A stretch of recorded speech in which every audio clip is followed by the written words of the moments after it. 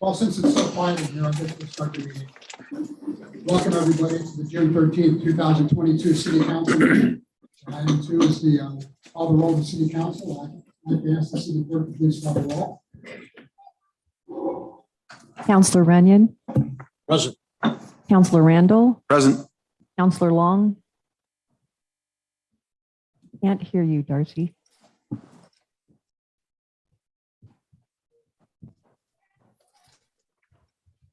Councillor Richardson. Present. Councillor McLaughlin. Present. Mayor Mays. Present. Councilor Long is present. We do have 3 councilors on Zoom tonight. Councilor Long, Richardson, and McLaughlin.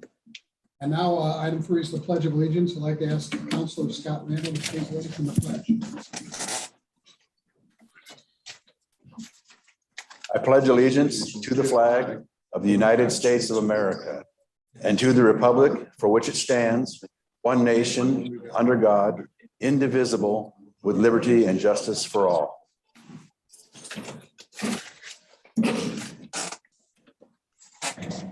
Item 4 is approval of the agenda. We do have a amendment to the agenda tonight. Item 11 has been added. It is a resolution to ban fireworks that will be discussed again on item 7C.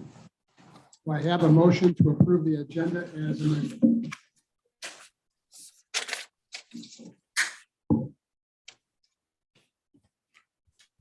Mayor Mays, I move to approve the agenda as amended. I'll second. It's been moved by Council Randall and seconded by Council Runyon to approve the agenda as amended. Is there any comments? All those in favor of the motion, please say aye or raise your hand. Aye. Aye. Motion passes unanimously. Thank you very much. Item 5A, under presentations, and proclamations, is to recognize the Dallas High School track team. For those of you that aren't aware, we had a very successful track season. I want to let everyone know that before the COVID pandemic hit, the City Council and I used to honor young people who had achieved something significant on a statewide basis for a variety of accomplishments. Zoom meetings put pretty much an end to that, but now we're meeting in person again, and I'm pleased to resume that practice. Tonight, we're honoring 6 high schoolers for their accomplishments at the recent state track meet that was held in Eugene. I'm going to review those accomplishments, and then we're going to ask the track coach, Garth Miller, to say a few words, and then we're going to be handing out certificates of appreciation, which I have right here. We also have medallions for our high schoolers. That look like this. I'm not sure how well you can see them, but they're really nice. So, okay, first, we're going to talk about Zoe Dunn, who's a junior. She took 2nd place at the state meet in the long jump. She jumped 17 feet 4 inches. She also took 2nd in state on the triple jump, where she triple jumped 36 feet 5 3/4 inches. She was also a member of the 4x400 relay team, which took 2nd place in state. She herself ran a 62-second quarter mile. And she also was part of the relay team, the 4x100 that took 4th in state. With her tonight are her teammates that were also part of the relay. Amira Hill, a sophomore, part of those 2 relay teams. Madeline Harrison, a sophomore. Lily Adams, a sophomore. And we're very pleased to have them here tonight to honor them. Also, we have 2 young men. Taylor Morehouse, who was a state champion in the pole vault. He vaulted 15 feet. He was also the state champion last year. Taylor, as I understand it, is in Eugene, probably in another track meet, and is unable to attend it. And then we finally have Juan Diego Contreras, who's a junior. Juan took 4th in state in the 3,000 meter. His time was 8 minutes, 35.39 seconds. And the most significant thing I think about that, he broke the school record that was set in 1976 by 10 seconds in that race. Phenomenal job. He also took 6th place in the 1,500 meter run with a time of 4 minutes, 4 seconds, 4.45 seconds. So with that, I'd like to call up track coach Garth Miller to say a few words before we give out the medallions and the certificates, Garth? Yes, sir.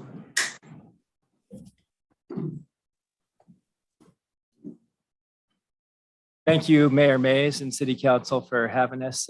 It's great to celebrate these accomplishments of these young people because they just haven't gotten as many kudos as they have in the past with the paper being printed once a week and that sort of thing. But we had fantastic efforts from these kids.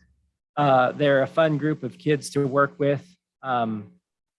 And very hard workers. It's hard to get to the state meet in the first place. It's harder yet to get on the podium. And all of these kids accomplish that.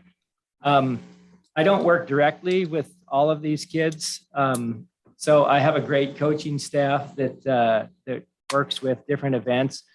And it's a team effort for sure. But I'd like to mention a couple of things. Taylor Morehouse, last year we had what I call the COVID state meet where the top 16 kids were just invited to Wilsonville from the 5A level.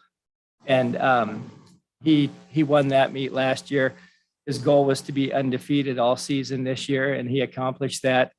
Had some good jumps at the school record.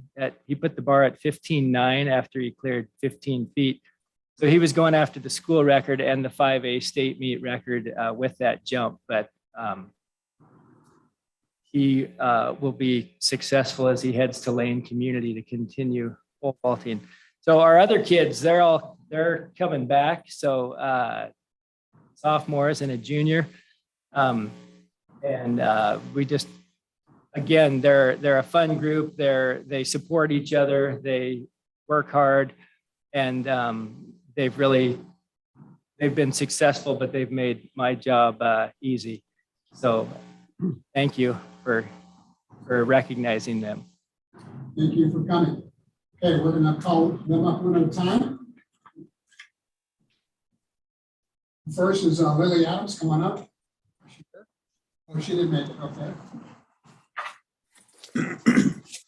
I'll give you the stuff. Amira Hall.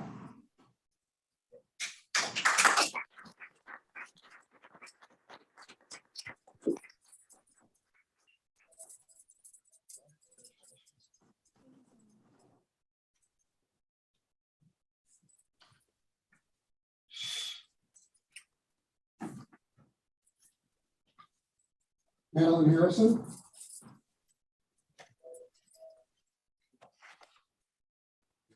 Zoe Dunn.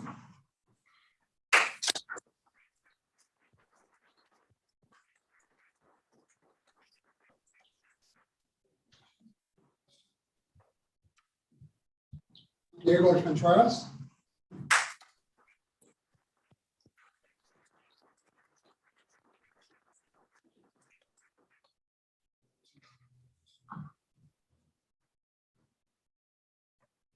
And Coach, if you want to come up and get these three here.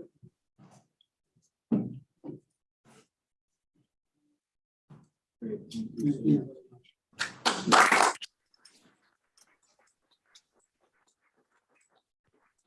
Mr. Mayor, may I suggest that you walk around to the front and have a picture taken with our athletes and the coach? That's a great suggestion. Why don't we do that? Come on up.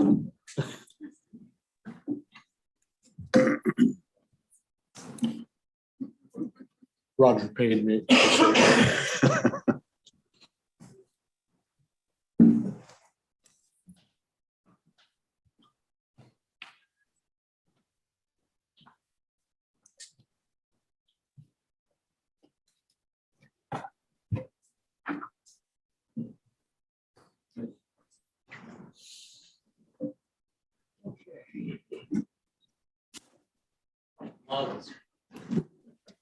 Smiles. I love this. Thank you so much.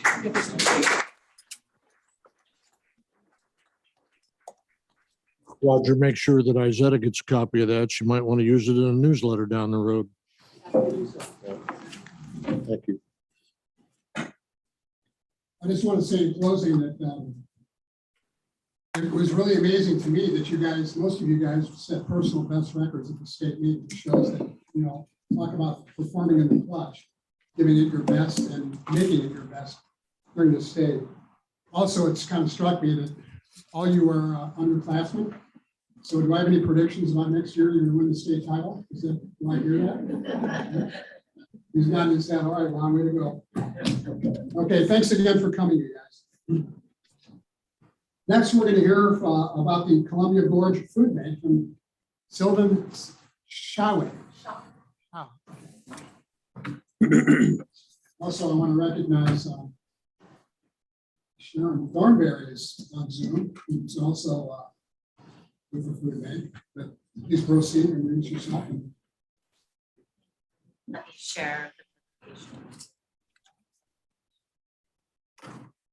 Might move that microphone over closer to you as well. Thank you for that.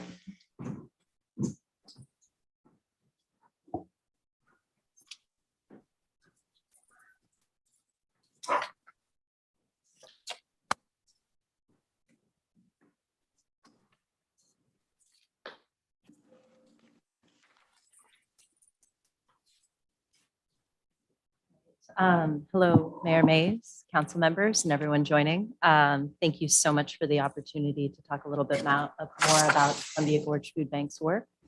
My name is Sylvan Shaw, and I'm the Community Philanthropy Manager at CGFB.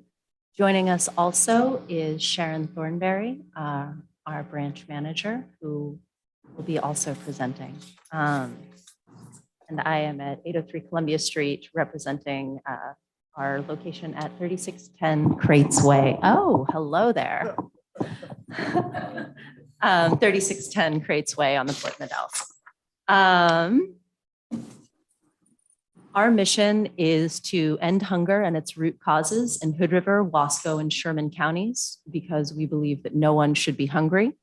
We are currently serving over 5,000 neighbors a month in the Gorge and have doubled our partnerships and amount of food distributed in the last 2 years to over 2 million pounds of food and working with over 35 community partners across the Gorge.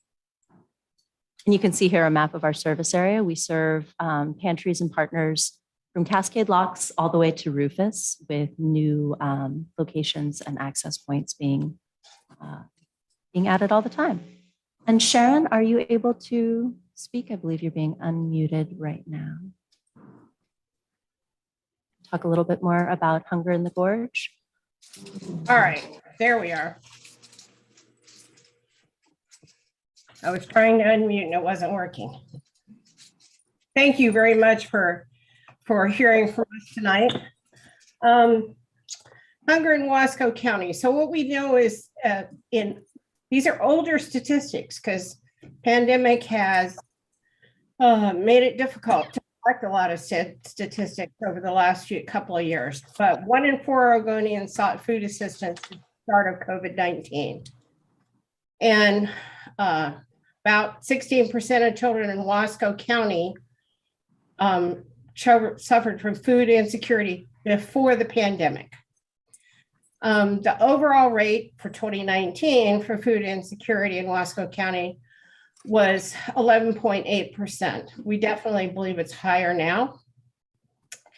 And new statistics will probably show up within the next year, 6 months to a year. So 3,000 to 4,000 are served monthly in Wasco County by our partner agencies. Now, we put this slide together last week and with the statistics that were available then, but oddly enough, this morning, there were new statistics from the Bureau of Labor Statistics about increases. And you'll notice here, median home prices have gone up 97% in the past 5 years, but rent has gone up 26% in the last year. Food has risen 12%. The price of eggs has risen 32%. And the price of eggs is really important because that's always been a reasonably priced protein that people could buy. But now they're looking at $8 a dozen in some places for eggs and saying, what do I do? And then meat has gone up 14%. And if you're on any kind of a special diet, or you have food allergies, the food that you need has gone up even more, because I'm one of those people. Energy prices, it says 31%, but we're now looking at predictions that gas will be at least $6 a gallon by August. And we also know that in some of our rural areas, it's already approaching or exceeding that. One of the statistics here is the living wage for a family of four. This is from MIT's statistics in 2019. It's $71,832 is a living wage for a family of four.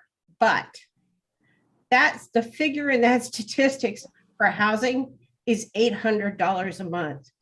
I don't think a family of four has been able to get a house in the Gorge for $800 a month in a number of years. So this isn't accurate to where we are today. And as I said, all these things should be updated within the next 6 months or so that we have real numbers. And we talk about those statistics because when you look at a family's budget, things that are immovable are rent. You know, it's the food that often is the thing that gets squeezed first, and that has a real impact on health, on happiness, on food security. And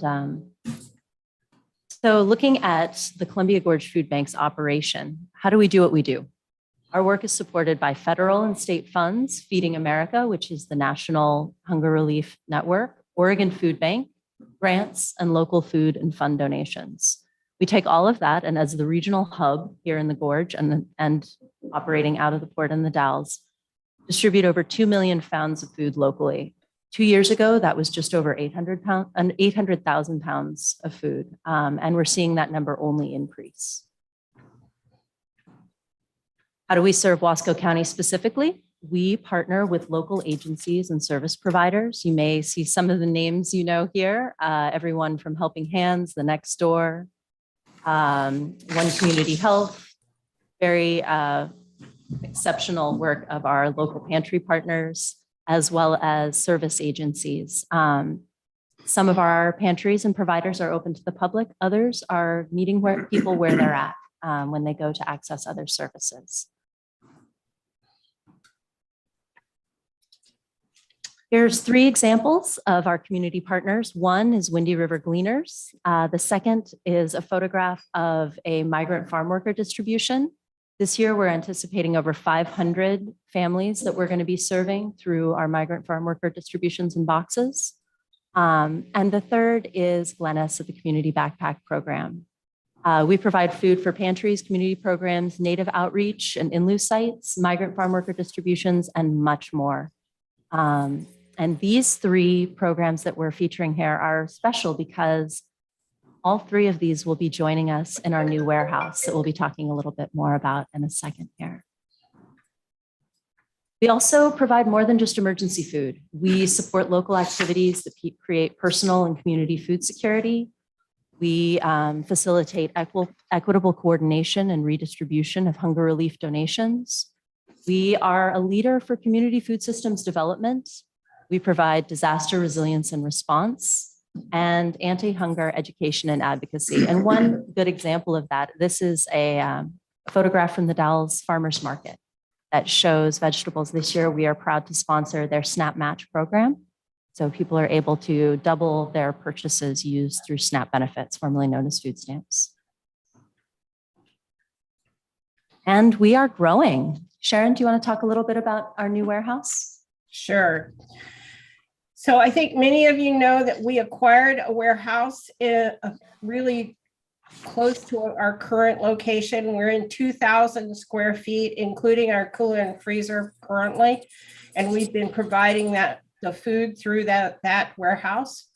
And we desperately need more space to be able to do this and to really serve this community adequately. We purchased a 10,000 square foot warehouse at 3525 Crates Way. Renovations began, I'm very happy to say, on March the 16th. And we're hoping they're going to be finished by November. It will be a warehouse that when we've added the cooler on it, we'll have over 11,000 square feet with 2,000 square feet of cold storage. We can bring in a whole truckload of local produce and store it in our cooler. We're going to have a learning kitchen and a community space for public classes, meetings, and trainings. The flex space that's part of this will be home to Windy River Gleaners, backpack program, other volunteering community events. We will coordinate the migrant farm worker distributions from there and more. The total cost for the renovation is going to be approximately $3.5 million. With pandemic, it could always increase, but we're hoping right now it's looking like we're going to come in on target. All right. So how can you get involved? Volunteers. Probably 90% approximately of our work gets done because of labors of love.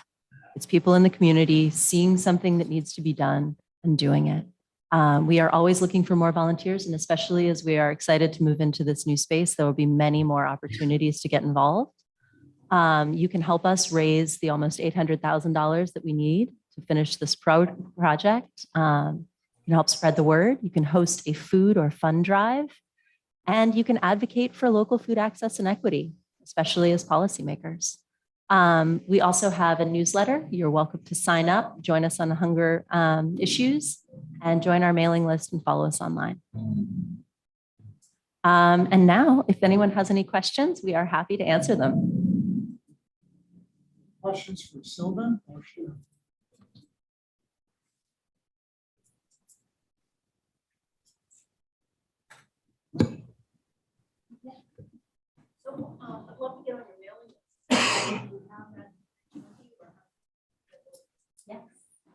Yes, I do. And it's on the next slide. And I will also share my information with you.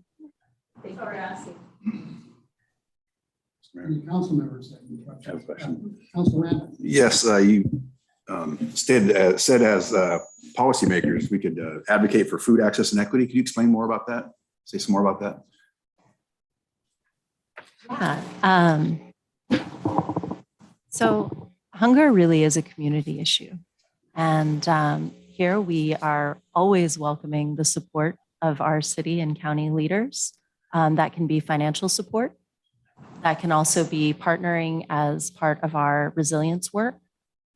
We're a really key partner in disaster preparedness, especially. We'll be the largest food source to the Cascades when this warehouse is built. Sharon, do you want to talk a little bit more about advocacy at the local level? So for an example, there's a key issue right now that we're dealing with. There has been a waiver for summer meal for the last 2 years that allowed our school food service people to distribute bagged lunches that could be taken home for kids. And in some cases, they were distributing a week's worth at a time, which made sense considering that our parents have to drive. The waivers have been dropped. They've been blocked by Senator McConnell so that we cannot get the waivers reinstituted or even extended for this summer. This method of distribution is something that we've long advocated for rural communities. And right now, the kids have to show up every day to a site, eat their meal at the site, and go home, and they can take no food with them. We have been very successful with summer meals the last 2 years during the pandemic in helping keep kids fed. And it's particularly hard on our rural communities and on the rural kids and the kids who live a distance. But it's also not easy these days for kids to walk to a site for a 30-minute lunch and get back home and their parents feel safe about it. So that's an issue that local folks can get involved in and talk to our legislators about that issue. So we talk to Representative Benz and let him know what your your views are on it. And we can help people with understanding that. And then there's always times when we can use advocacy on funding issues at the state level. And there's always federal issues that involve our resources. What Sharon just illustrated is a really good point about food security, especially here locally. So many families have been relying on extra help that has been provided over the last 2 years in pandemic assistance. Many of those programs are sunsetting, and we're seeing more and more families accessing food for the first time. One of our strongest community partners here in the Dalles is seeing, 15, 20 new families a week who've never accessed food assistance before. And we're only going to see that number increase. Very important issue right now. Any other questions from council members or any folks?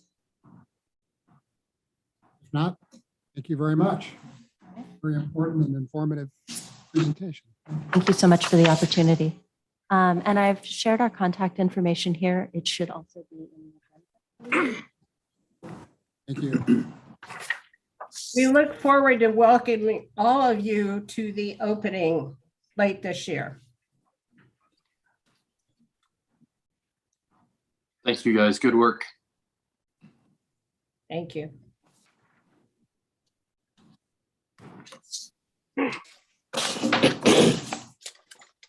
Okay, item 6 on the agenda is audience participation. During this portion of the meeting, anyone may speak on any subject which does not later appear on the agenda.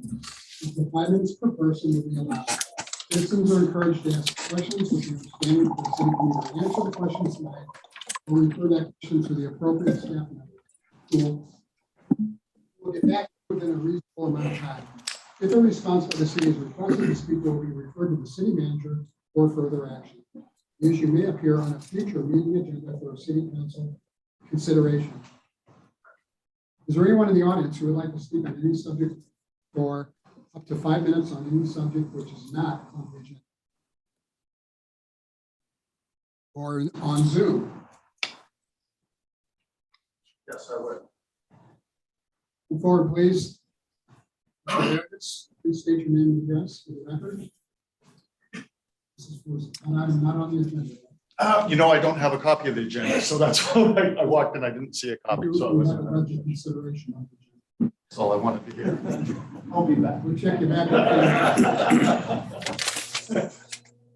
Anybody else? Is that a hand raise? Okay, I see Alicia and Steve Wendell. You unmute them? I asked. Oh. Can you unmute yourself, please, if you'd like to speak?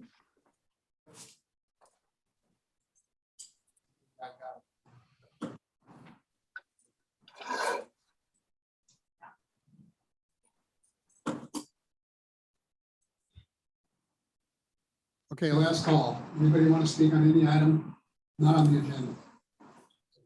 Mr. Mayor, there was a gentleman who's poked in and out that I thought did want to speak tonight. Is there still somebody standing outside the door?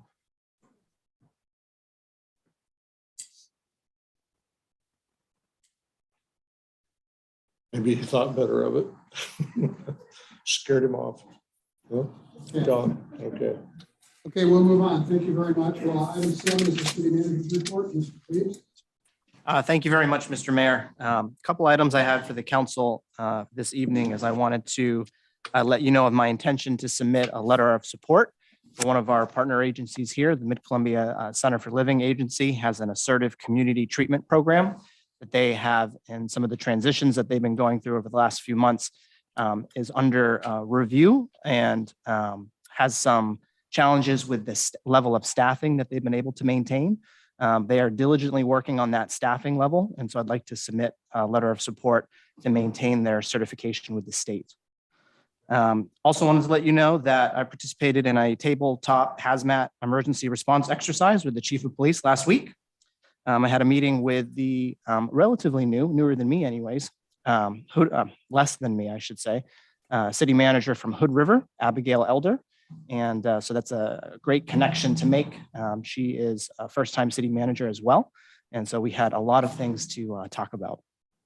I met with the Beautification Committee, the Military Museum Board, Climate Resiliency Task Force, as well as the swearing in of one of our new officers, Officer Randall.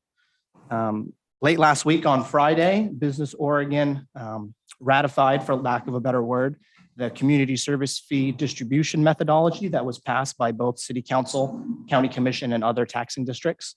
So that process is finally complete. Had a community outreach team meeting, had a lovely breakfast with former City Manager Julie Kruger. It was good to catch up with her.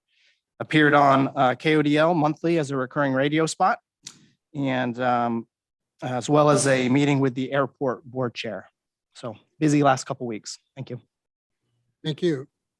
City Council reports. We're going to go with Zoom first. So I'm going to call on Councilor McLaughlin. Do you have a report you'd like to make? No, I'm going to pass this week, Mayor. Thank you. Thank you. Councilor Richardson. Thank you, Mr. Mayor. The only thing I have to report is attendance and participation in the Climate Resiliency Task Force last week. Thank you. Councilor Long.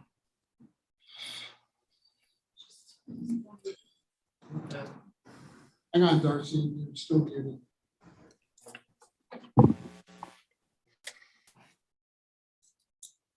Darcy, do you have two things on your computer? Do you have something on your laptop that can, because you've got no sound, and usually it has to do with your computer not being up? I unmuted you.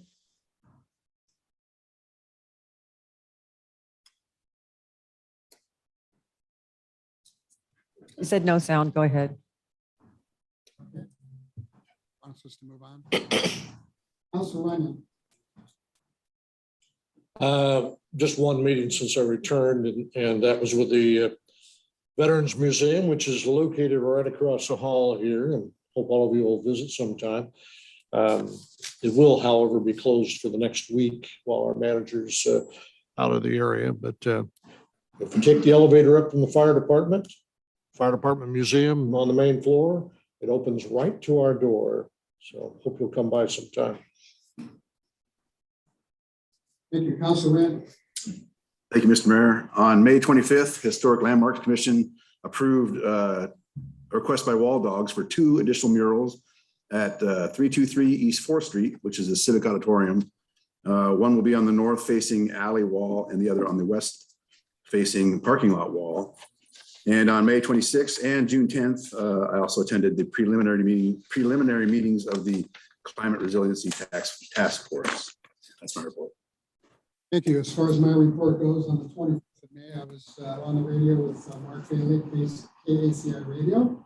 I also toured the food bank with Sharon Thornberry and Sylvan Shaw on the 26th. Community outreach team on the 27th. On June 2nd, I attended the Economic Development Committee meeting, the county's committee in Maupin, with our Director of Community Development. On June 3rd, I was part of the celebration of Yard of the Month with Carol and Lynn Miller on West 12th Street. The Beautification Committee, of course, sponsors that. On June 10th, our city manager mentioned Business Open. I did attend that meeting through Zoom. And they did, as Matthew said, pass the community service fee allocation, which we're very happy about. And I attended, of course, the 2 meetings of the Climate Resilience Committee meetings on May 26th and June 10th. I'd also like to mention for those of you that haven't heard, Northwest Mural Fest is going to be the focal point of the Chamber's Business After Hours this coming Thursday at the Neon Museum at 5 o'clock. And we're going to be unveiling the 15 murals, and everybody's invited to attend. It's going to be a great event. And that concludes my report. Thank you very much.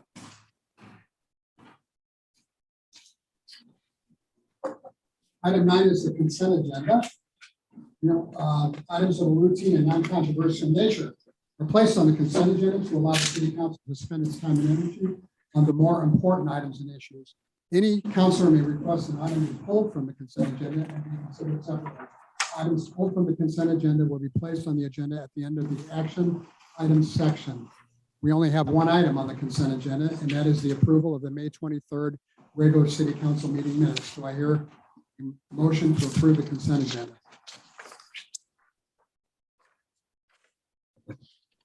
I would move to approve the consent agenda. This is Richardson. McLaughlin will second. Moved by Council Richardson and seconded by Council McLaughlin to approve the consent agenda. Is there any discussion? All those in favor, please say aye or raise your hand. Aye. Aye. McLaughlin, aye. Motion passes. Thank you very much. Item 10. It's a public hearing to receive testimony regarding the proposed uses of state shared revenues and a resolution declaring our decision to receive those revenues for fiscal year 22 and 23. And with us tonight is our finance director, Ms. Angie Wilson. Ms. Wilson. Good evening, Honorable Mayor, members of council. You have before you the agenda staff report for. Excuse me, I forgot to open the public hearing. Okay. My mistake.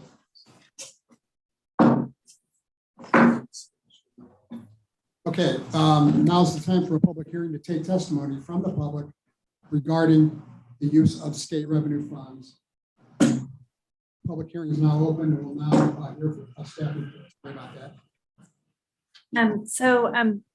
The public hearing for the state revenue sharing fund is for the resolution is required to designate the use of funds, but only states the city's election to receive them. This evening, it would be approved by the budget committee already to include the anticipated state revenue sharing funds as the general fund revenue. Is there anyone who would like to speak for up to 5 minutes regarding the state revenues that are going to be coming to the city for next fiscal year? Anybody in the audience would like to speak to this particular issue?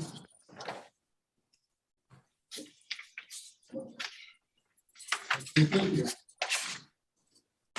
There's no testimony on this issue. So I will now close the public hearing. Up for council discussion. It's a matter of routine nature, and I'd be ready to make a motion when everybody else is ready. Well, before we get to the motion, is the last call for any comments or questions from the city council. Okay, go ahead, Councilor Lyman. I agree with staff recommendation and move to adopt resolution number 22-021, declaring the city's election to receive state revenues for fiscal year 2022, 2023. I'll second that. It's been moved by Councilor Lennon and seconded by Councilor Lambert to approve the resolution to accept state revenues. Is there any discussion? Those in favor of the motion, please say aye or raise your hand. Aye. Motion passes. Thank you very much. Item 10B, public hearing to receive testimony regarding the proposed fiscal year budget for 22-23. And a resolution adopting that budget. So, we're having another public hearing. I'm going to open that public hearing. The staff report from our finance director.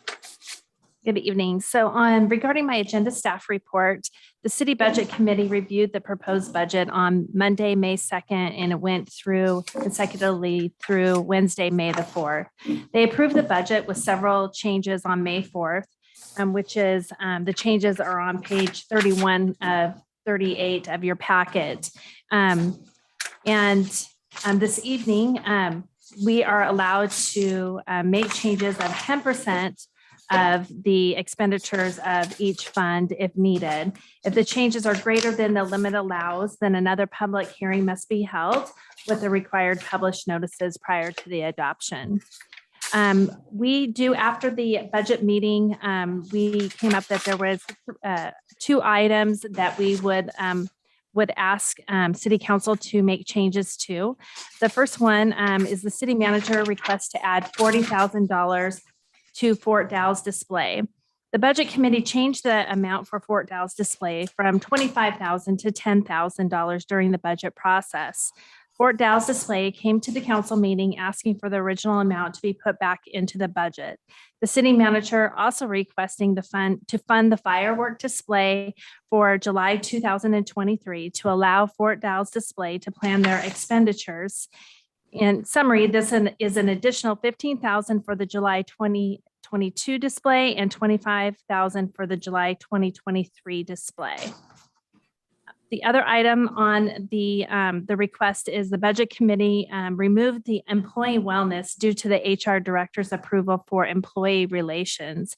After the meeting, it was realized that this line item is needed for employee recognition, holiday parties, flowers, etc.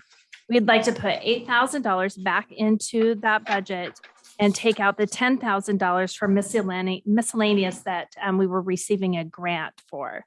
Also reduce the training and conferences for the leadership lab that is not needed, reallocating the funds in the approved budget that were allocated to reserve for future expenditures. By reallocating these funds this evening, it will reduce the reserve for future expenditures by $32,000.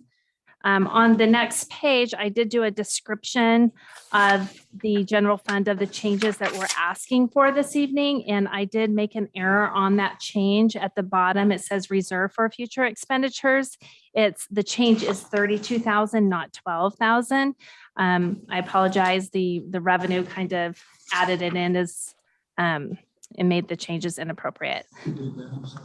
So on my budget implications, it would reduce the reserve for future expenditures by $32,000, and the change was written as $12,000.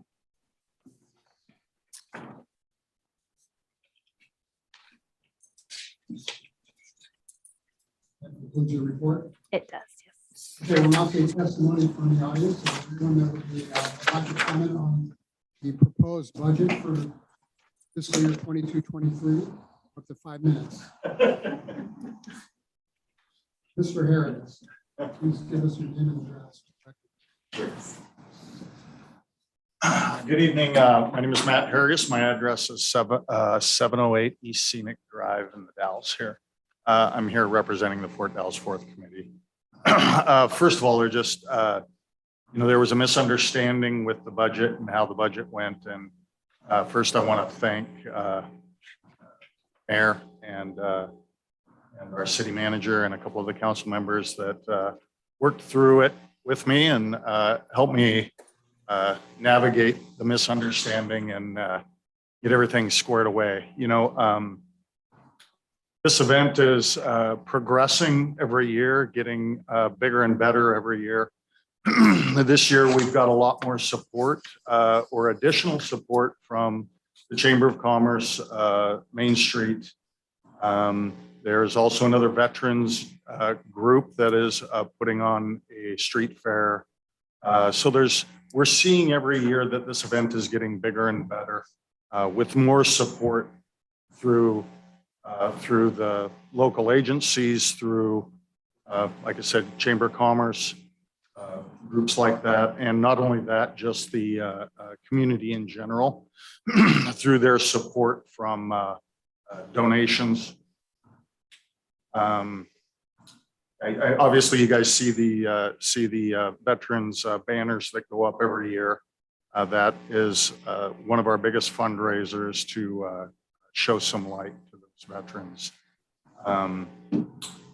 Not only that, a lot of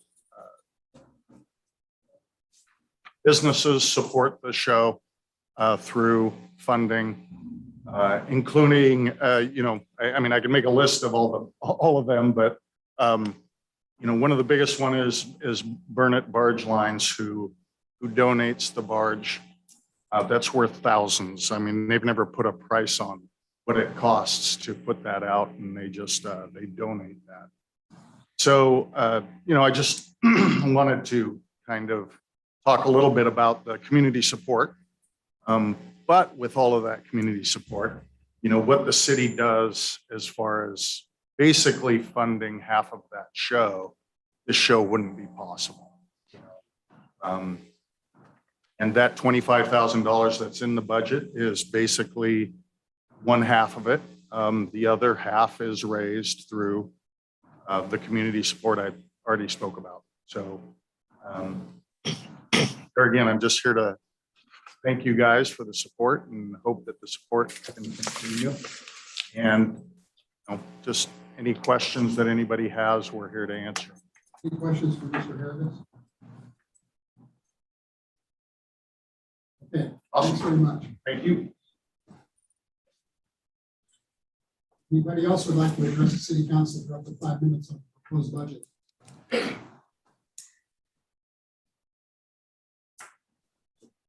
Just give us your name and address.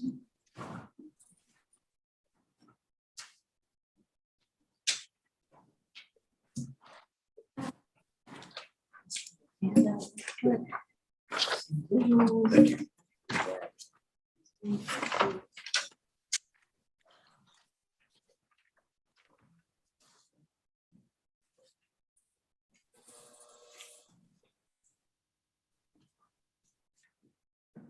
Louise Lung Heinrich, owner of Lines of Designs, 107 East Second Street, The Dalles.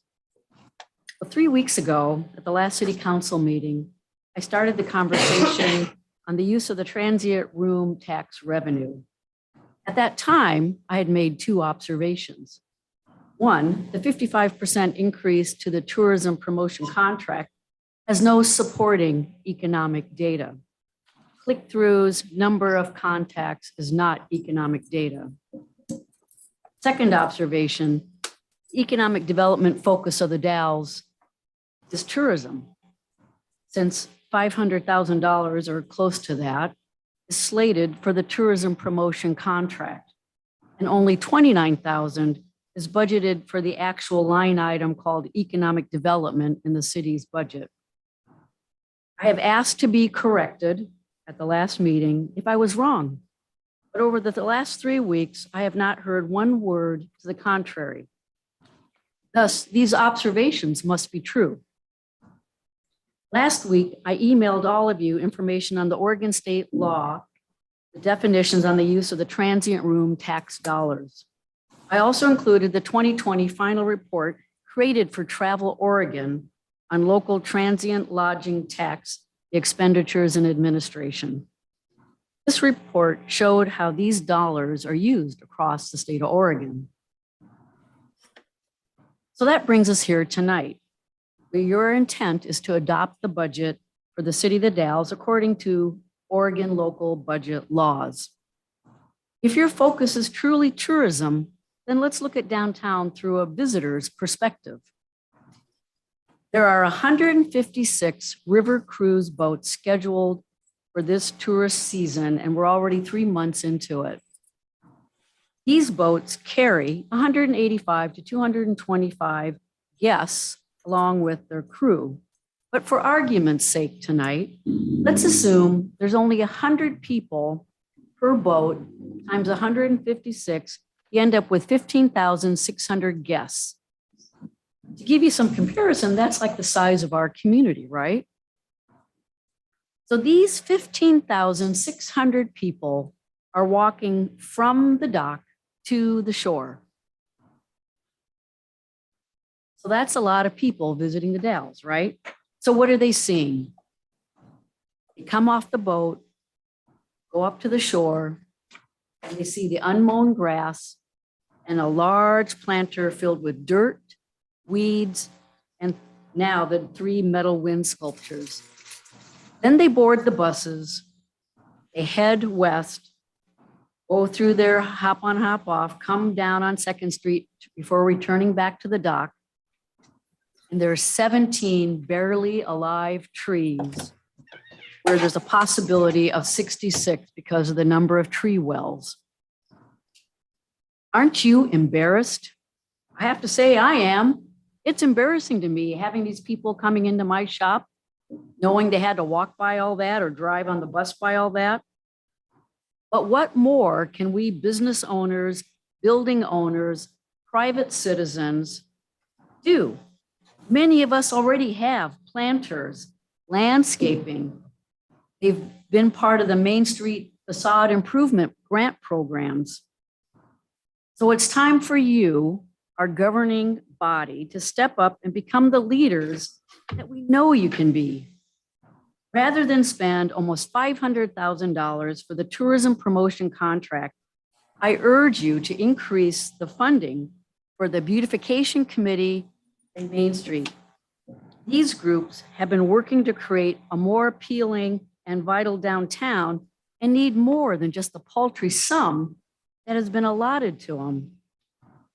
If your economic focus is tourism, then it's time to improve the visual appeal of our downtown rather than bloat the tourism promotion contract. The tourists are here. So I wanted just to describe the visual that I handed out because unfortunately the people on Zoom can't see it. So what that page is, it's the two shots of that large planter down at the dock. All these pictures were taken yesterday. Then there's a picture of the Ameritidal building because they have a gorgeous rose plant, some hedges and nice lawn that are neatly kept up. Then there's a shot at Second and Union looking east that shows of the 6 trees, 5 are dead, 1's barely alive, and then a close-up of a dead tree, and then a close-up of a barely alive tree. And barely alive, I'm counting even 1 green leaf means it's alive. So it's pretty pathetic. Anyway, thank you. Any questions? Mr. Mayor, thank you for providing the information you sent to us earlier. I'm not sure the exact date it went out, but frankly, I just have always assumed that the chamber was the recipient, and without having read the state statute, that was very enlightening. Could you go over that a little bit about tourism dollars, transient tax dollars? Right. So in that email that I sent out to you, it was last week, I had 3 appendices, part of that. One is the Dalles, Oregon Municipal Code that actually defined for the city that I believe it was 20% of all the money collected had to be spent on tourism promotion. And then Appendix B was the Oregon Revised Statutes. And what was interesting about that is the definitions. So I sort of arrowed the concept of tourism promotion means any of the following activities: advertising, publicizing, or distributing information for the purpose of attracting and welcoming tourists. So in that already, that could be the Main Street, the tour boat coordinator, which Main Street has collected great revenue generated off of those marketing materials. Another item that falls under tourism promotion is conducting strategic planning and research necessary to stimulate future tourism development, operating tourism promotion agencies, marketing special events and festivals. So the 4th of July falls at, Wall Dogs falls in that. A lot of events that we have in our community fall in that. Then this other category that I wanted to highlight for you was tourism-related facility coding according to ORS. And this is under ORS 320.300. So tourism-related facility means 2 definitions here: a conference center, convention center, or visitor information center. And the other one is other improved real property that has a useful life of 10 or more years and has a substantial purpose of supporting tourism or accommodating tourism activities. So, you know, I don't know how long a public restroom is according to the accounting rules, but that's something that would fall. So even the maintenance and development, I think there is that budget allotted for a public restroom. One idea was the Portland Loo. So this, you have a lot more leeway than what I heard at the budget committee meetings, saying that everything had to just go to tourism, meaning the tourism promotion contract.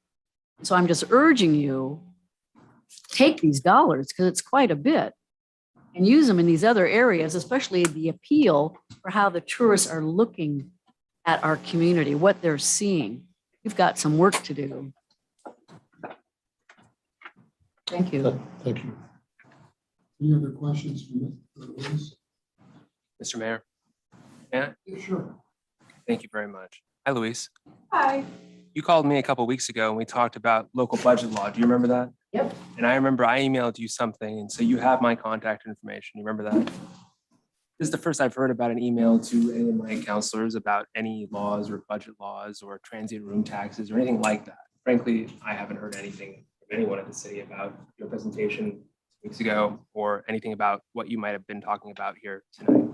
And so I just wanted to say, you have my contact information. I didn't receive an email from you about this. I figured, you know who I am and what I do for this city. And I feel like a discussion about state law or even our own municipal code would warrant an email to me. And so I caution any counselor here tonight who decides to do anything or to consider anything that Luis says, with the understanding that I haven't looked at any of this. And so just wanted that to be on the record, clear. Thank you very much. Thank you, Mr. Mayor. Just like that too, I don't think there's anybody that has fought harder for beautification, for appearance of our downtown than I. Having said that, I would say that what you're asking for in the way of beautification is minimal.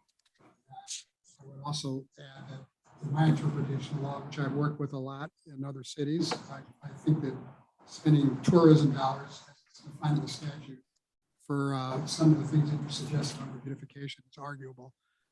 But again, that's a minor amount of money in my estimation. I don't think we need, if we're interested in beautifying our downtown, which I'm all for, we don't necessarily have to come out tourism dollars for that. That's why. Well, the thing is on that email from 2 weeks ago, because there's that other statute in 2003 that was put into that fiscal issue paper, that in 2003, the amount that you spend, it's sort of frozen. You can't go below that amount. And I believe we're at, was it 50.2 or whatever that amount is %. So that still means you had 49% of the transient room tax revenues available to spend in any way you want. See, you're only beholden to the law for that portion that has to go to tourism. So that's why I put that paper there to you, the 2020 final report for Travel Oregon, that shows all the other ways across the state of Oregon they're spending those other transient room tax revenue dollars. And so you've got a lot of leeway on this. Yeah, I'm just suggesting that the beautification expenses that you suggested, that's 49%. That's So I would have to agree with Jonathan. I have not seen this information until just hearing it this evening. But if you do revert back to the budget issue paper from the budget meeting, we do on page 2 of 3, it does a lot what we broke down for those dollars, and we have 27.1% remaining after the allocated funds that we've proposed to the budget committee, approved by the budget committee, to be put in our budget.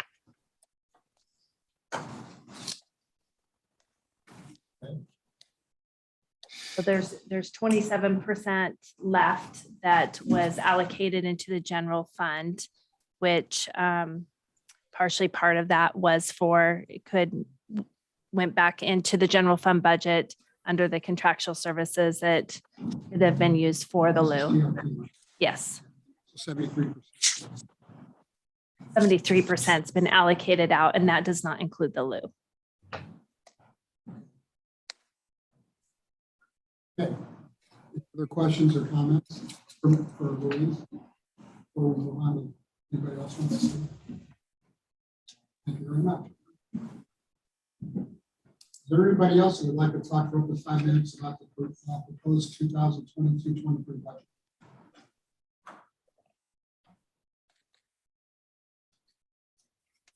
Anybody? Last call. Okay.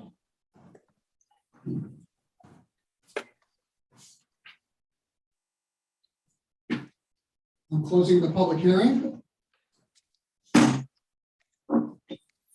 We'll now open up for city council discussion.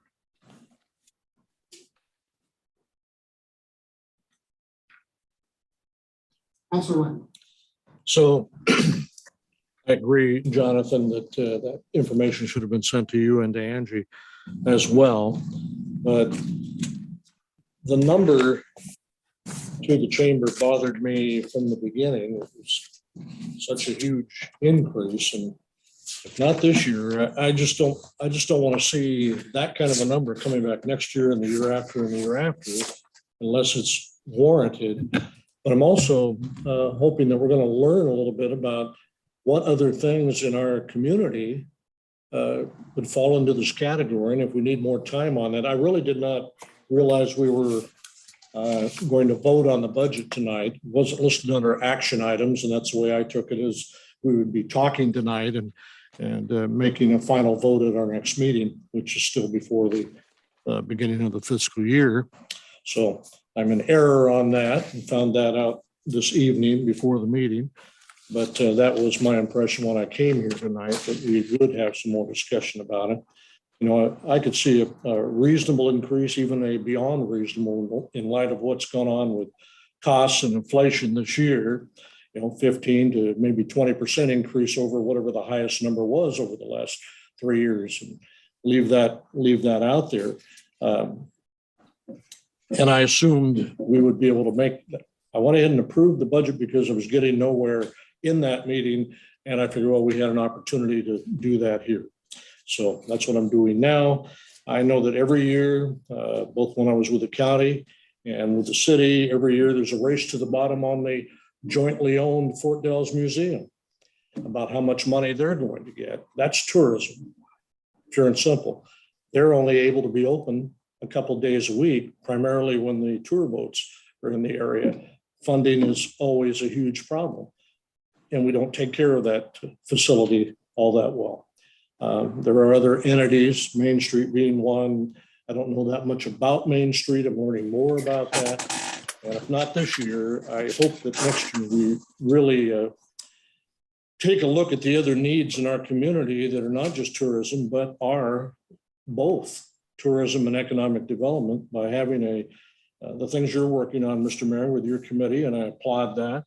And trees was a big subject of the meeting we had on about the beautification committee wanting money for this, that, and the other thing. And now I see how many planters we already have where there are trees that are dying and so forth. I mean, duh.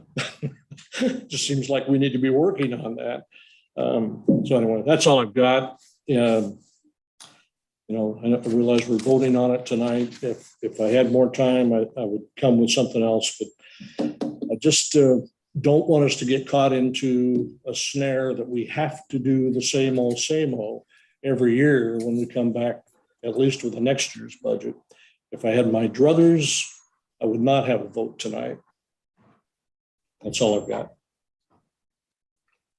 Now, final thought there, and I think I mentioned this to Angie earlier, not indicating at all changing the amount of money in the tourism budget, but just maybe less of it going to one entity and leaving the city manager some room to make some decisions about things as we go along in the course of the year. That was my thought. Is there any reason why the city council couldn't, for example, delay the passage of the budget until June 27th? I'm sorry, I cannot hear you, Mr. Mayor. Can you speak into the microphone? I asked our finance director and our city attorney if there was any reason why we could not, if the city council so deemed, and we don't have a vote on it, they wanted to delay passage of the budget 2 weeks until June 27th. Did you hear that okay? Yes, sir. We do have the ability to move this to the next meeting if you guys cannot come to a resolution tonight. If it doesn't come to a resolution, we have to have a resolution by the next meeting, though. We could also do what Councilor Runyon suggested. You could allocate whatever funds you'd like to put in the chamber funds and leave those remaining amount in the budget for the city manager to allocate later at his discretion, or to come to council with it. Okay, thank you. Everybody hear that okay? Yes. Councilor Long. Can't hear you, Darcy. No. Still. It doesn't look like she's muted. It just looks like her microphone isn't working. Darcy, maybe the possibility of calling in.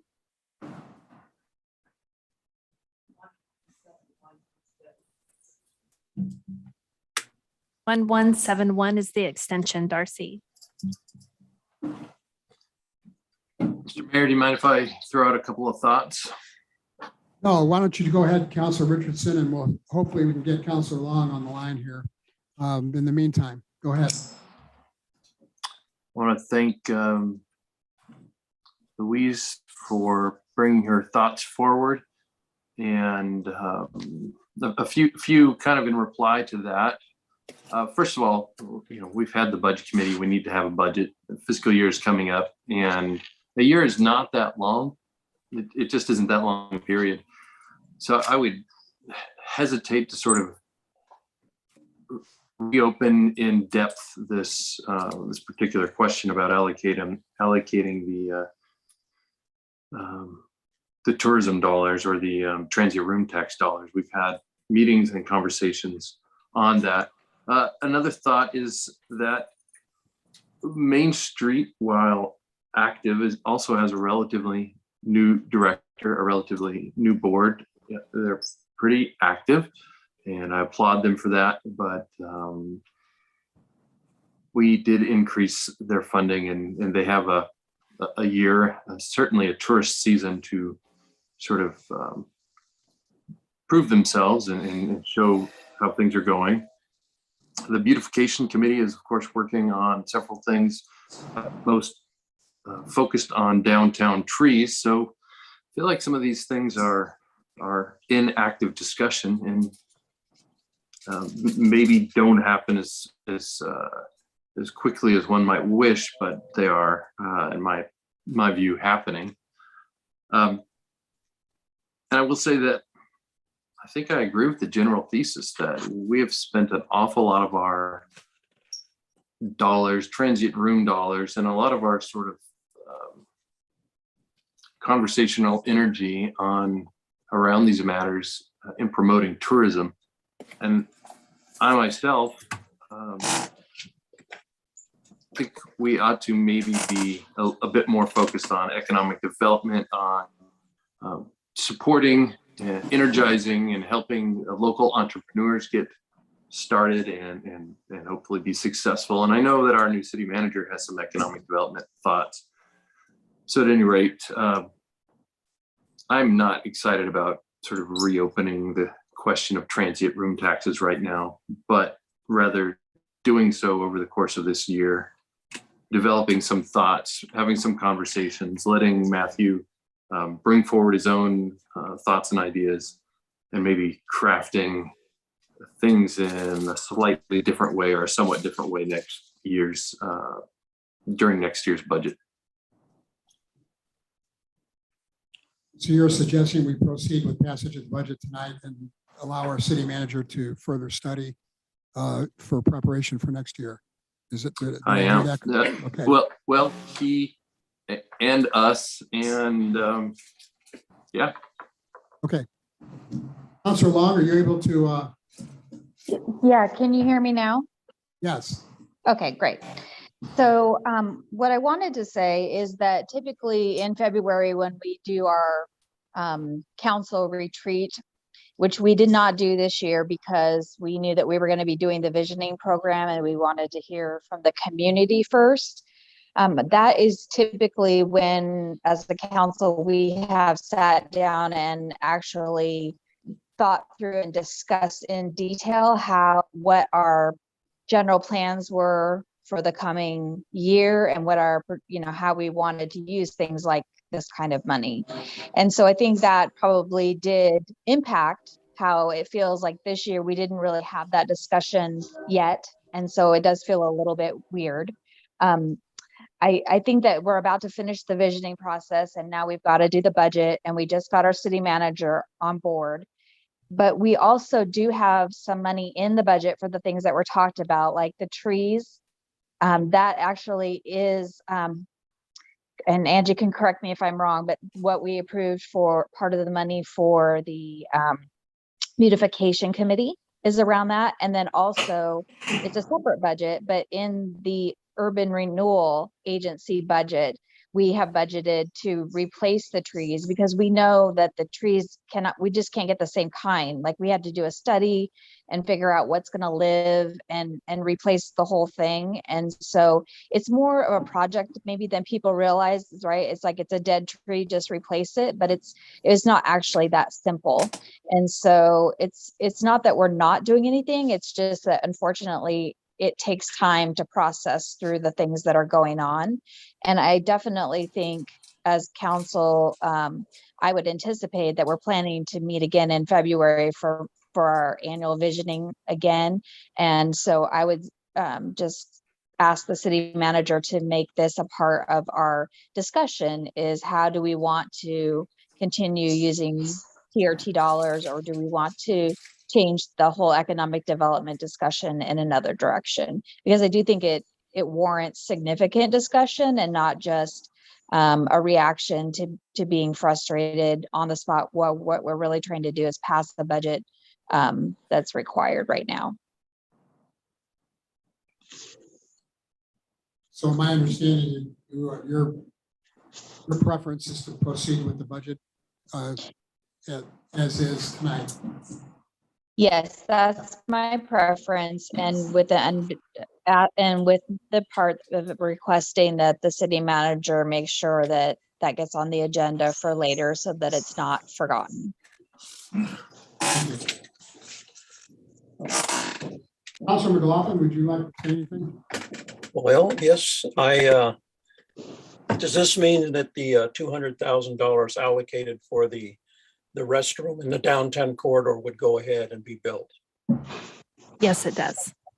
Then I will object to this budget as it stands. I see that as a wasteful use of taxpayers' money, especially when I'm reading the city of Astoria was granted just over $400,000 from the Oregon Parks and Recreation Department for a series of improvements, including the loo.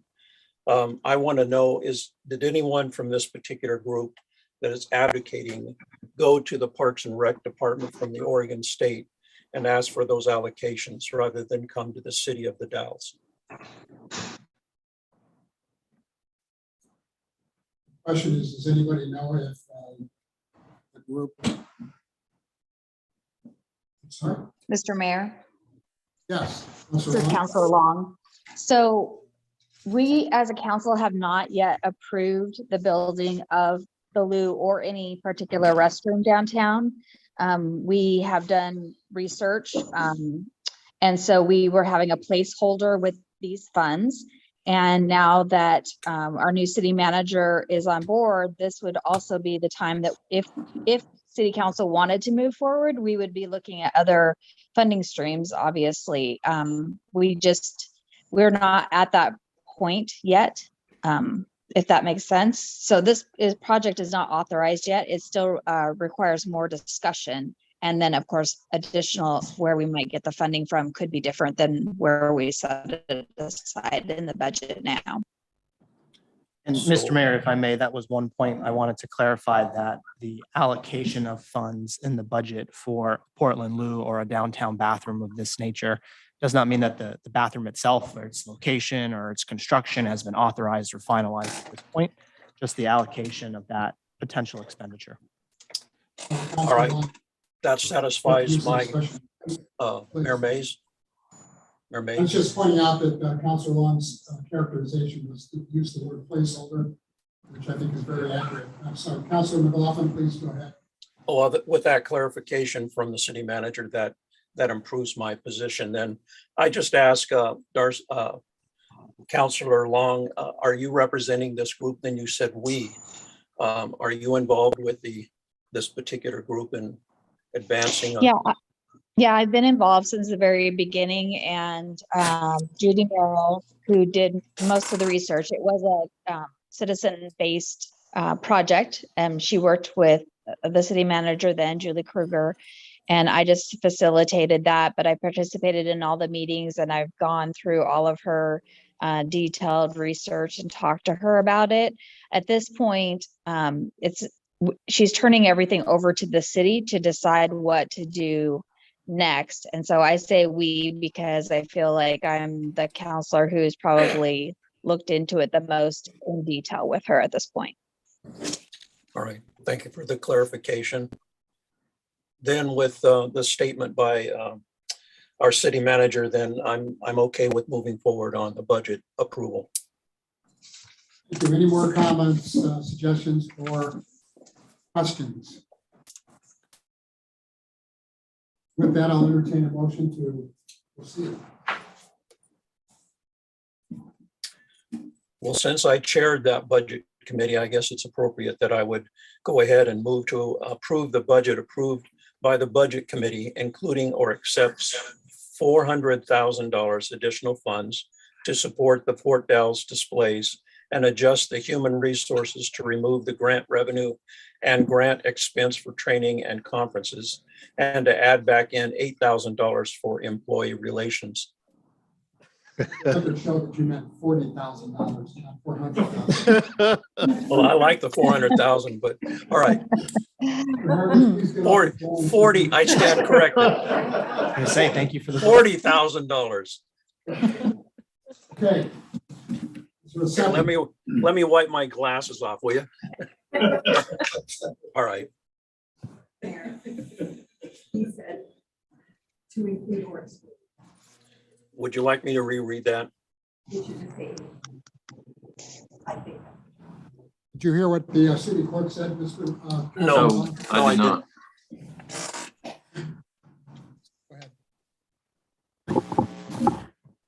Councilor McLaughlin, I think Yes. the verbiage you read said include or exclude, and that's what you read instead of just one or the other. I'll do it again. How's that? Thank you. Move to approve the budget approved by the budget committee, including or except $40,000 additional funds to, that's what I'm reading right off.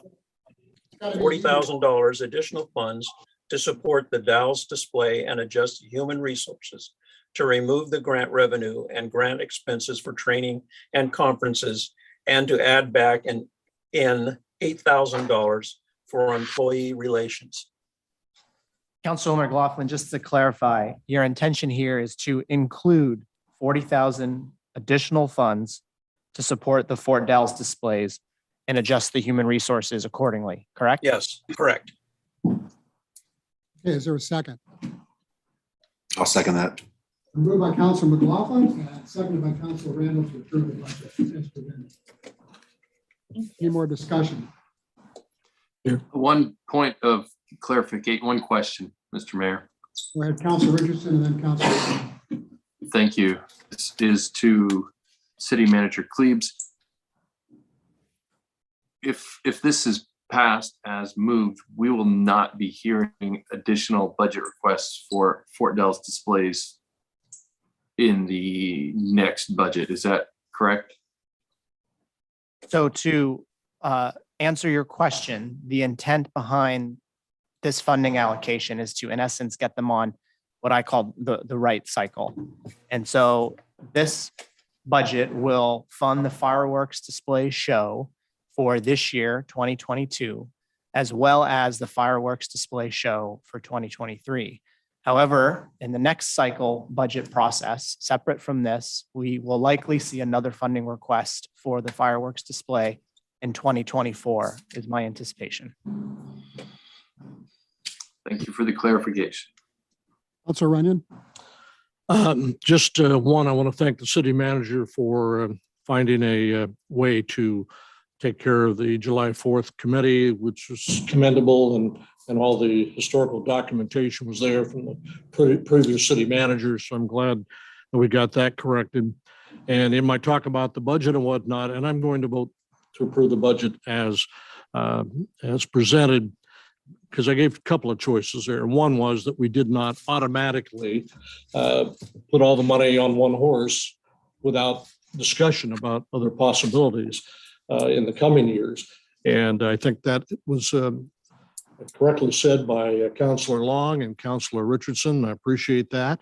And I hope we will move forward with that in the months ahead to find out other ways that we can help the community, both with tourism and economic development.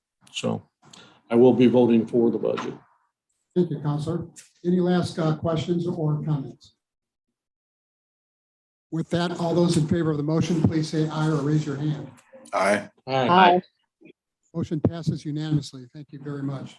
Thank you. One last question I have, it's not in the past, is does anybody know who's responsible for maintaining those planners?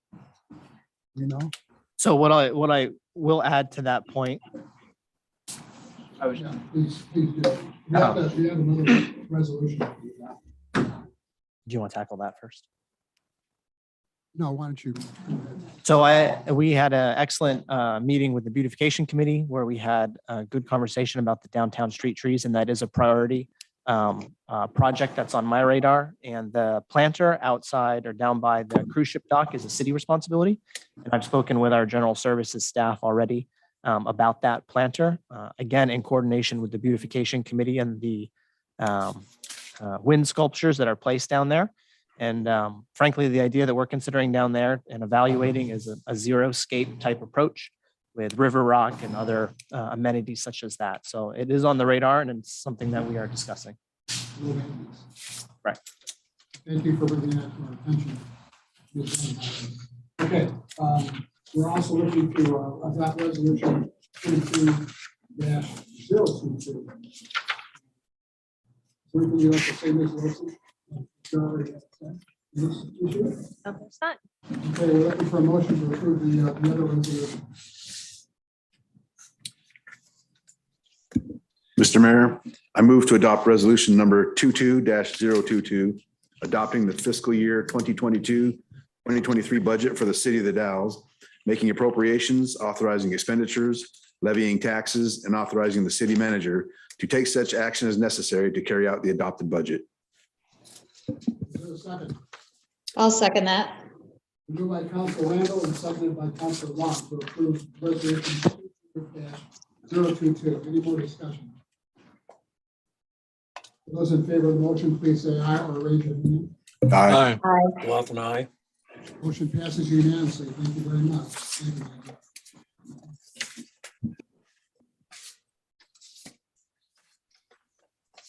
Okay, next on the agenda. 11A. Considering a motion to approve wage. Mr. Hunter.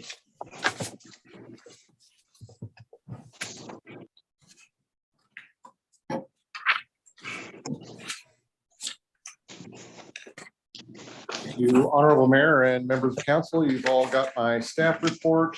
This is essentially the second step in our wage adjustment. We did the first one last year, and in an attempt to not,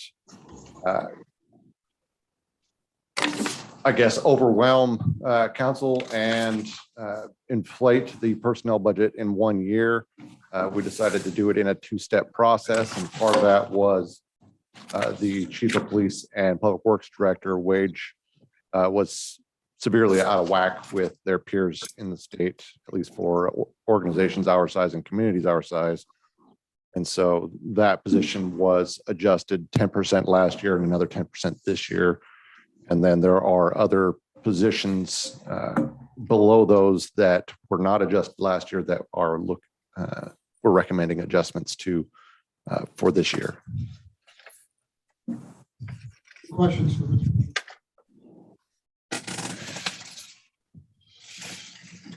I have two. One is clarify these percentages don't represent percentage increases for individual employees. They more represent increases in the range. Correct. They will, the individual employees that are on that wage line will end up seeing a bump in pay, but it's not necessarily what the maximum is on this. Correct. Secondly, what about those positions that have not been mentioned here? There are a couple I know that I don't see. And what happens with those? So basically the simple answer is the data that we've got received back from Roseburg only included management staff and a few supervisors, and those were going to be engineers and police sergeants. Other positions were not in the data that they looked at. Going forward, our hope is that we're currently participating in a similar process with the city of LeGrand.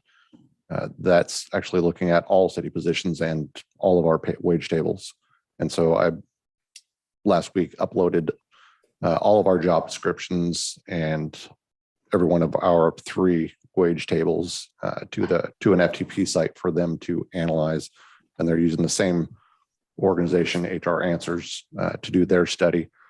And once that study is complete, we will also get their report. And once we get that report, then we'll look at what the comparables are for our positions and where we line up. And we're hoping that we get those answers prior to going into the SEIU negotiations early next year.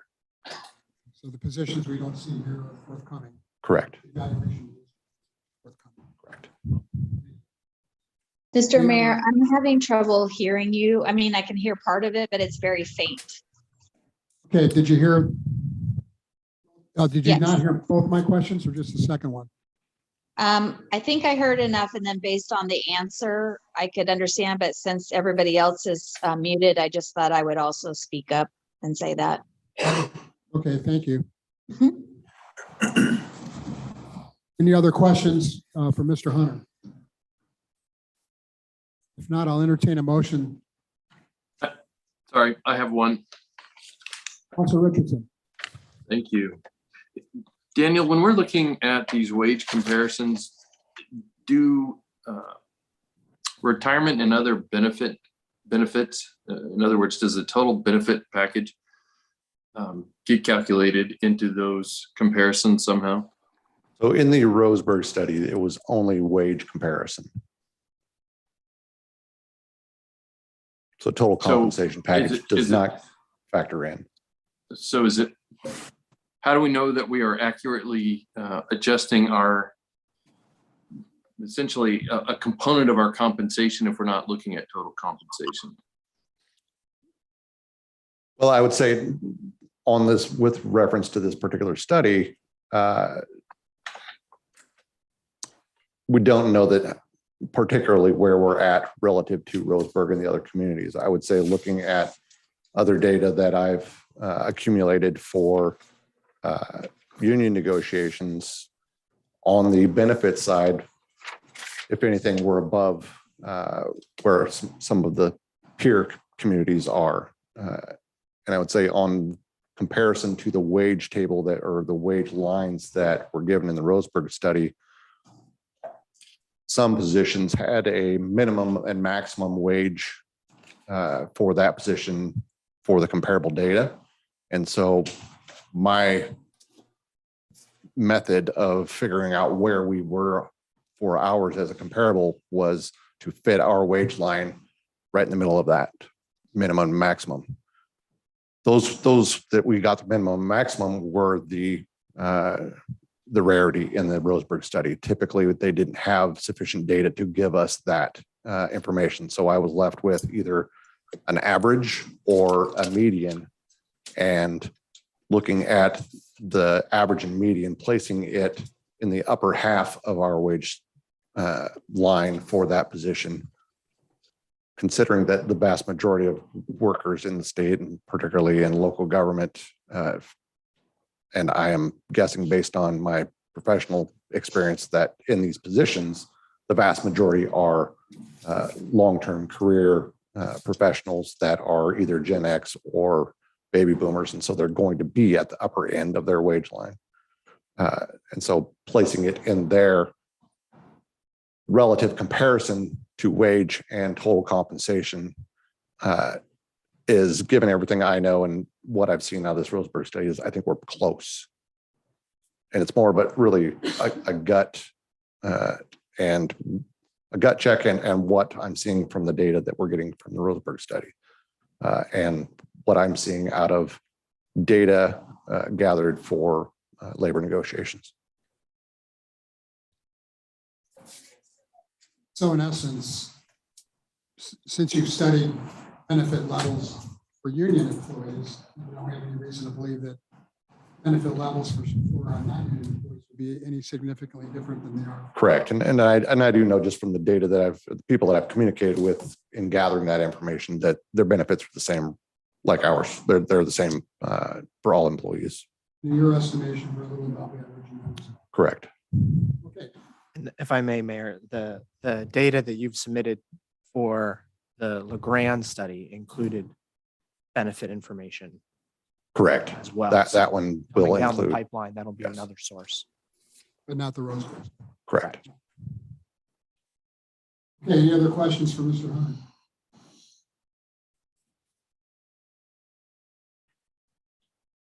Does anybody like to make a motion?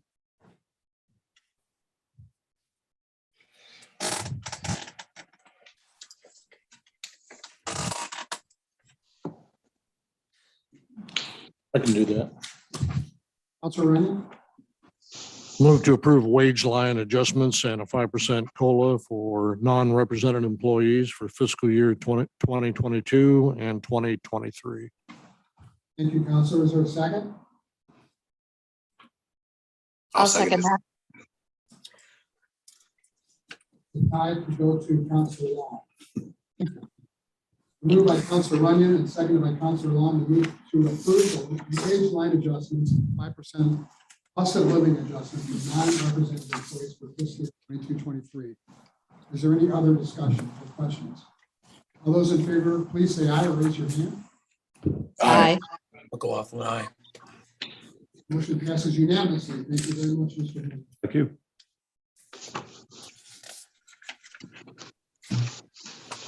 Item 11B is to appoint a city attorney and execute a contract to employ said city attorney and terminate a service agreement with the law firm. Please. Thank you, Mr. Mayor.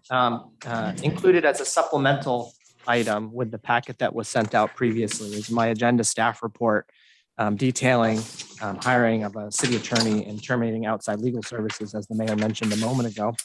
In essence, at the last meeting, we received direction to bring those services back in-house. And so the mayor and I worked with Mr. Cara, our current legal counsel, given his expertise, experience, and firsthand knowledge to negotiate said contract and bring that back for you for consideration and possible approval. In coordination with that contract, we've drafted a mechanism to terminate legal services with our current outside legal counsel, Campbell Phillips. And so that would be in tandem. The proposed fiscal year 22-23 budget that we just passed for legal services has sufficient funds to accommodate the proposed contract as we've included. The only change there is that we'd be looking at the paralegal as a half-time position instead of a full-time position.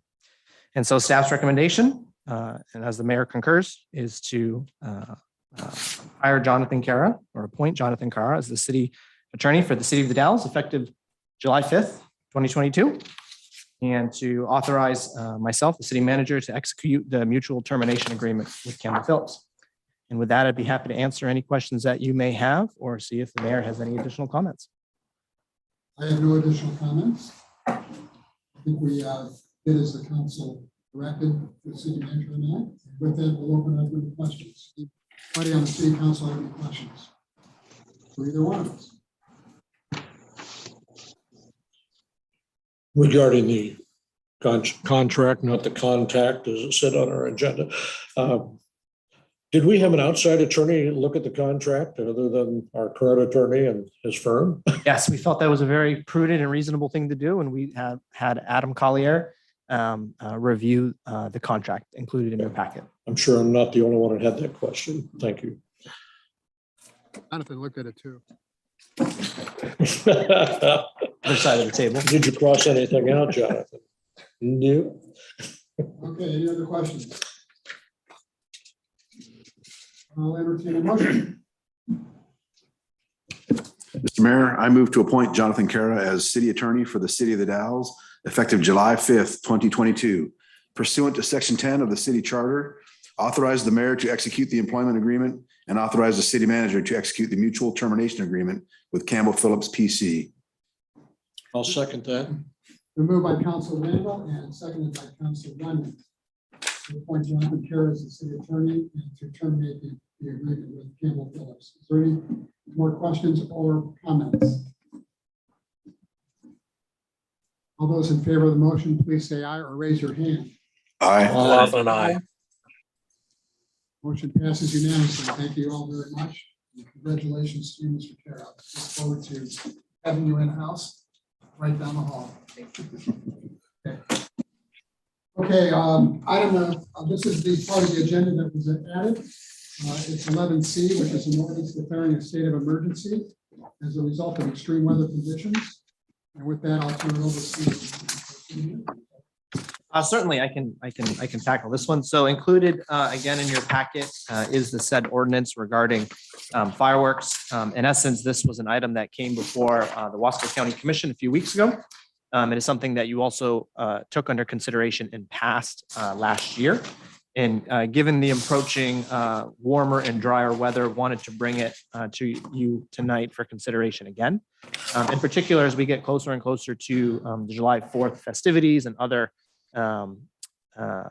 higher use of a time of higher use for personal fireworks, wanted to have this considered as timely as possible for those entities that may sell or individuals who may be thinking about using different fireworks and not bring it forward at the last minute, too close to that season.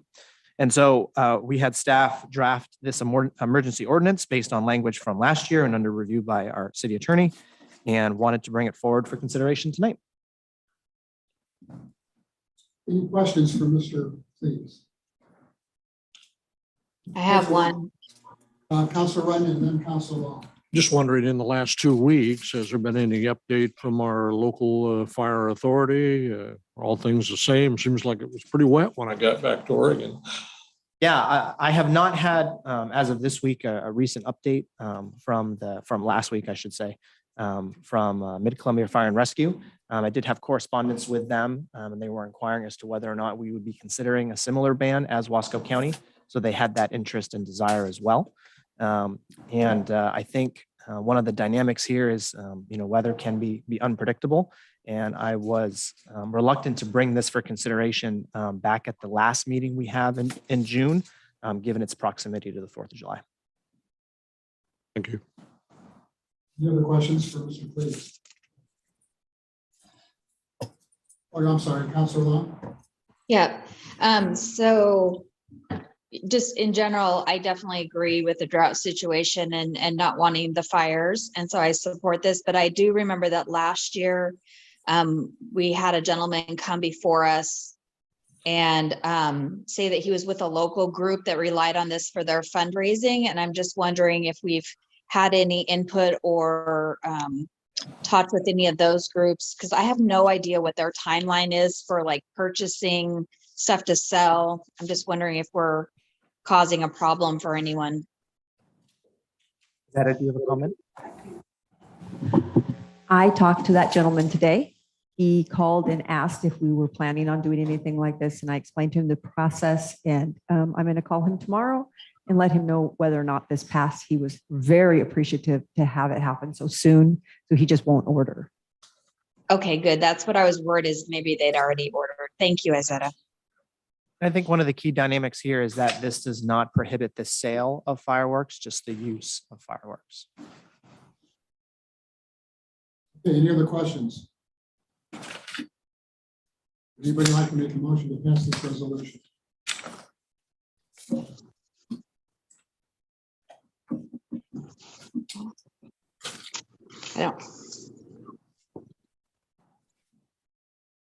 I don't have the language in front of me, or I would. I don't either. Councilor McLaughlin? I don't have the language in front of me. I'm guessing Councilor Richardson doesn't either. See if I can get it. Well, I'm looking at Councilor Runyon. It was on that supplemental, right?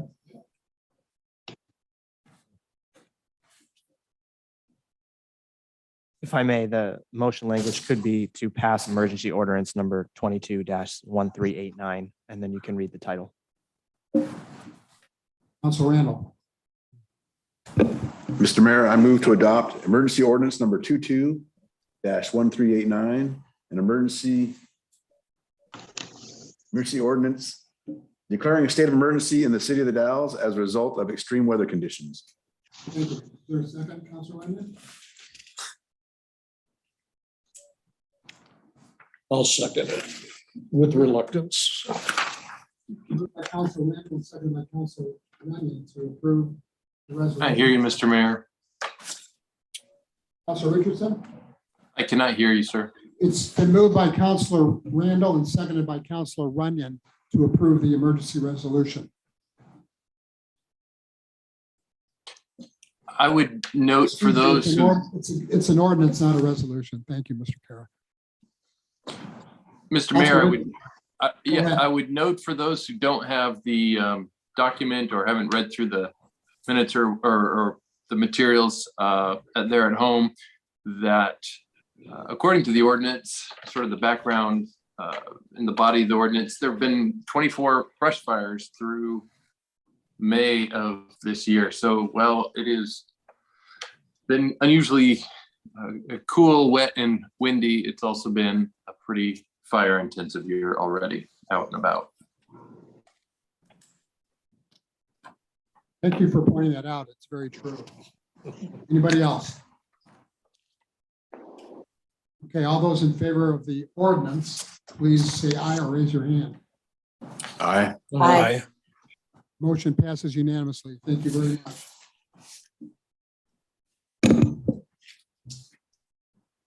Now, the City Council of the City of the Dalles will meet in executive session in accordance with ORS 192, not 6602D, to conduct deliberations with persons designated by the governing body to carry on labor negotiations. Representatives of the news media will not be allowed to attend the executive session concerning labor negotiations. No decision may be made in executive session. At the end of the executive session, we will return to open session and welcome the audience back into the meeting. Thank you all very much for attending. And with that, we're now going into executive session. Thank you.